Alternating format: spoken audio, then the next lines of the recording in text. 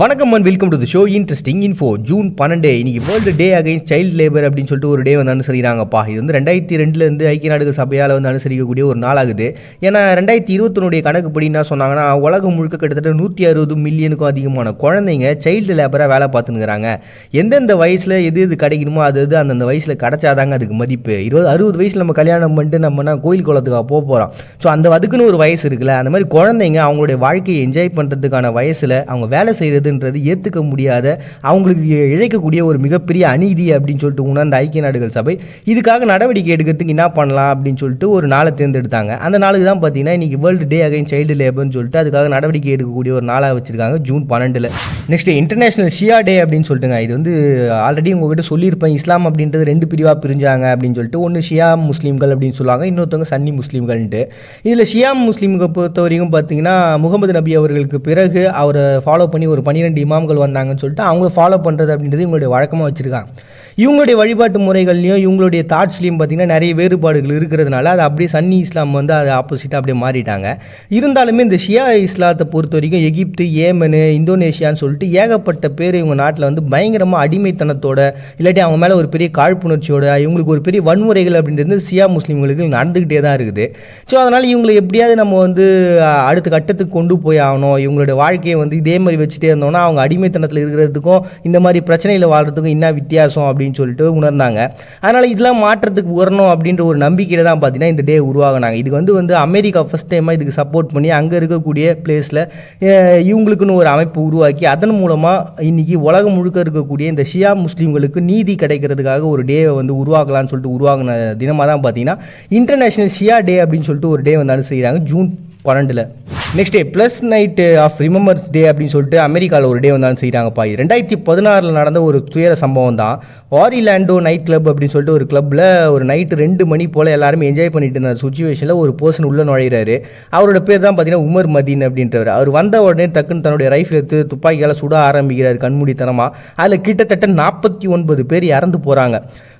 அதுக்கப்புறம் எதனால் இதை பண்ணாங்க அப்படின்னு சொல்லிட்டு அந்த விசாரணையில் தெரிய வந்த விஷயம் என்னென்னு பார்த்தீங்கன்னா, ஈராக்கில் வான்வழி தாக்குதல் மூலமாக இவங்க தாக்குதல் நடத்தினதில் அமெரிக்காவில் ஏகப்பட்ட பேர் வந்து பார்த்திங்கன்னா அந்த ஈரானில் இறந்து போனாங்க. அதில் நிறைய முக்கியமான பர்சன் இறந்து போனாங்க. இப்படிப்பட்ட ஒரு சூழ்நிலை ஏற்படுத்தின இந்த அமெரிக்காவுக்கு நாங்கள் ஒரு பெரிய எதிர்ப்பை காட்டணுன்றதுனால தான் இப்படி ஒரு துப்பாக்கி சூட பண்ணேன் அப்படின்னு சொல்லிட்டு அந்த பர்சன் சொன்னார். இதை தொடர்ந்து பார்த்திங்கன்னா மறுபடியும் அந்த ப்ளஸ் நைட் கிளப் அப்படின்னு சொல்லிட்டு ஒரு பிளேஸ், அங்கேயும் இதே மாதிரியான ஒரு துப்பாக்கி சூடு நடந்தது. இதே மாதிரியான துப்பாக்கி சூடுகள் நடந்துகிட்டு இருக்க அந்த கிளப் அப்படின்ற ஒரு விஷயமே பார்த்தீங்கன்னா போகிறதுக்கு பயத்தை ஏற்படுத்தக்கூடிய ஒரு பிளேஸாக மாறிடுச்சு.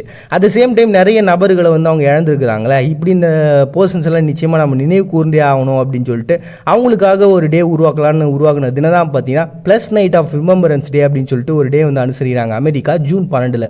நெக்ஸ்ட் டே பெராகுவேல இன்னைக்கு சாக்கோ ஆர்மிஸ்டிக் டே அப்படின்னு சொல்லிட்டு ஒரு டேங்க. 1935 பொலிவியாவுக்கும் பெராகுவேக்கும் ஒரு பெரிய ஃபைட்டு. என்னன்னா இந்த சாக்கோ போரியல் அப்படின்ற ஒரு பிளேஸ் யாருக்கு சொன்னோம் அப்படின்ட்டு.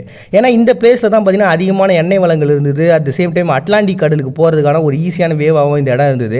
ஸோ ஒரு பவர்ஃபுல்லாக நம்ம நாட்டோட சேர்ந்துட்டா இது நல்ல ஒரு பிளேஸாக இருக்கும் அப்படின்னு சொல்லிட்டு 2 பேரும் நினச்சி அதனால் ஏற்பட்ட ஒரு வார் தான். இந்த வாரில் வந்து பார்த்திங்கன்னா பெராகுவே வந்து வின் பண்ணிட்டாங்க. ஸோ அந்த ஒரு வெற்றியை வந்து கொண்டாடுறதுக்காக அதில் இறந்தவங்களை வந்து நினைவு கொண்டுறதுக்காக தான் பார்த்தீங்கன்னா சாக்கோ ஆர்மிஸ்டிக் டே அப்படின்னு சொல்லிட்டு பெராகுவே ஒரு டே வந்து செலிப்ரேட் பண்ணுறாங்க ஜூன் 12. நெக்ஸ்ட் பிலிப்பைன்ஸில் இன்னைக்கு இண்டிபெண்டன்ஸ் டே வந்து செலிப்ரேட் பண்ணுறாங்கப்பா. ஸ்பெயினோடைய ஒரு ஆதிக்கத்தில் இந்த பகுதி இருந்தது. அந்த சமயத்தில் பார்த்தீங்கன்னா இவங்க புரட்சிகள்லாம் ஏற்பட அவங்க என்ன பண்ணிட்டாங்கன்னா எங்களுக்குன்னு ஒரு உரிமையோட ஒரு குடியரசு நிறுவப்பட்டது, நாங்கள் சுதந்திரமானவர்கள் அப்படின்னு சொல்லிட்டு இவங்க ஒரு அறிக்கையை விட்டாங்க பிலிப்பைன்ஸு. பட் ஆனால் இந்த விஷயத்தை ஸ்பெயினோ அது அமெரிக்காவும் ஏற்றுக்கல.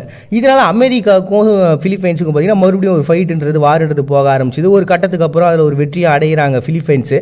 ஆனால் அவங்க என்ன பண்ணுறாங்கன்னா ஜூலை 4 தான் பார்த்தீங்கன்னா அந்த வெற்றியை குறித்து சுதந்திர தினமாக இவங்கள்ட்ட கொடுக்குறாங்க. இந்த டேட்டை அறிவிச்சது அமெரிக்கா. அதனால் இவங்க என்ன பண்ணிட்டாங்கன்னா அவங்க என்ன சொல்கிறது, நம்மளோட சுதந்திரத்தை நம்ம ஒரு டேட்டை உருவாக்கிக்கலாம்னு சொல்லிட்டு உருவாகின டேட்டு தான் பார்த்தீங்கன்னா இந்த ஜூன் 12ங்க. அப்படி தான் இந்த நாளை இன்றைக்கி இண்டிபெண்டன்ஸ் டேவாக வந்து பிலிப்பைன்ஸ் செலிப்ரேட் பண்ணுறாங்க ஜூன் 12. நெக்ஸ்ட் நைஜீரியாவில் டெமோக்ரஸி டே அப்படின்னு சொல்லிட்டு ஒரு டே. இது வந்து இருக்குது ஆனால் இல்லை அப்படின்ற மாதிரி தான் கான்செப்ட் ஆகுது. என்னன்னா 1993 பார்த்தீங்கன்னா இவங்களுக்காக ஒரு தேர்தல் நடந்தது. அதனோட நினைவாக தான் பார்த்தீங்கன்னா இந்த நாள். இதுக்கு பின்னாடி இருக்கக்கூடிய வரலாறு என்னன்னு பார்த்தீங்கன்னா 1963 இவங்க வந்து குடியரசாக அமைஞ்சிட்டாங்க. இருந்தாலுமே இவங்களுக்கான ஒரு பெரிய சுதந்திரமோ இவங்களுக்குன்னு ஒரு ஜனநாயகமோ வந்து உருவாகவே இல்லை. ஏன்னா ராணுவ ஆட்சி அப்படின்றது அதுக்கப்புறம் நிறைய நடக்க ஆரம்பிச்சது. நிறைய பேர்களுடைய ஆட்சி வந்து கவிழ்க்கப்பட்டுச்சு. மறுபடியும் வேற ஒருத்தவங்க ஆட்சிக்கு வந்தாங்க. இப்படியே போயின்னு இருக்க ஒரு கட்டத்தில் உள்நாட்டு போரும் வேற வர ஆரம்பிச்சிச்சு. ஸோ இந்த உள்நாட்டு போரில் ஏகப்பட்ட பிரச்சனைகள் போக ஒரு கட்டத்தில் 1993 மோஷிட் அபிபோலா அப்படின்ற ஒரு பர்சன் 58% வாக்கில் அவர் ஜெயிக்கிறாரு. ஜனநாயகத்துக்கான ஒரு அமைப்பு அப்படின்றது அவங்க நாட்டில் உருவாகுது. அதாவது ஃபஸ்ட் டைமாக அந்த ஜனநாயக ஆட்சியானது நிறுவப்பட்டது. ஆனால் அதுவே வந்து கலைச்சிட்டாங்க. பட் இருந்தாலுமே வந்து இன்னைக்கு இருக்கக்கூடிய அந்த ஜனநாயகத்துக்கு ஒரு பெரிய முன் உதாரணமாக இருந்தது பார்த்தீங்கன்னா அன்னைக்கு நடந்த இந்த சம்பவம் தான். அதனால் இதை நினைவு கூர்ந்து பார்த்தீங்கன்னா இவங்க வந்து இன்னைக்கு நைஜீரியாவில் டெமோக்ரஸி டே அப்படின்னு சொல்லிட்டு ஒரு டே வந்து செலிப்ரேட் பண்ணுறாங்க ஜூன் 12. நெக்ஸ்ட் ரஷ்யா டே அப்படின்னு சொல்லிட்டு ஒரு டேங்க 1990 சோவியத் யூனியன் கலைஞ்ச உடனே பார்த்தீங்கன்னா பரிஸ் எல்டிசின் அப்படின்ற பர்சன் வந்து பதவி ஏற்கிறாரு. ஸோ இந்த பதவி ஏற்றதுக்கு அப்புறம் பார்த்தீங்கன்னா யுஎஸ்ஆர் அப்புறம் ஆர்எஸ்எஃப்எஸ்ஆர் அப்படின்னு சொல்லிட்டு 2 பிரிவுகளும் வந்து ஒரு அரசியல் போராட்டம், ஒரு அரசியல் வார் அப்படின்றது 2 பேருக்குள்ளேயும் போகுது.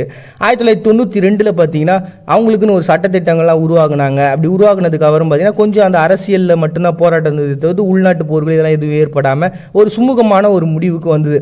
ஸோ அந்த நாளில் நினைவு கொண்டு தான் பார்த்தீங்கன்னா அவங்களுக்கு சட்டத்திட்டங்கள்லாம் ஒரு பெரிய ரீஃபார்மேஷன் பண்ணி இதுதான் இதுக்கப்புறம் நமக்கு இருக்க போகுது அப்படின்னு சொல்லிட்டு ஒரு உருவாக்குனாங்களே. அந்த நாள் தான் பார்த்தீங்கன்னா இனிமேல் இதுதான் ரஷ்யா அப்படின்னு சொல்லிட்டு ரஷ்யா டே அப்படின்னு சொல்லிட்டு சர்வே பண்ண ஆரம்பிச்சாங்க ஜூன் 12. காண்பதெல்லாம் மறையும் என்றால் மறைந்ததெல்லாம் காண்போம் என்றோ பாரதி சொன்ன வரிகள் மீண்டும் நினைவுக்கு வந்துச்சு. அதான் உங்ககிட்டயும் ஷேர் பண்ணிக்கிட்டேன். மறுபடியும் எல்லாரும் நாளைக்கு வந்து சந்திக்கிறாரு. உங்ககிட்ட விடைபெறுது நான் அவங்க பாண்டிய. நீங்கள் பார்த்துட்டு இருக்க இந்த நிகழ்ச்சி இன்ட்ரெஸ்டிங் இன்ஃபோ.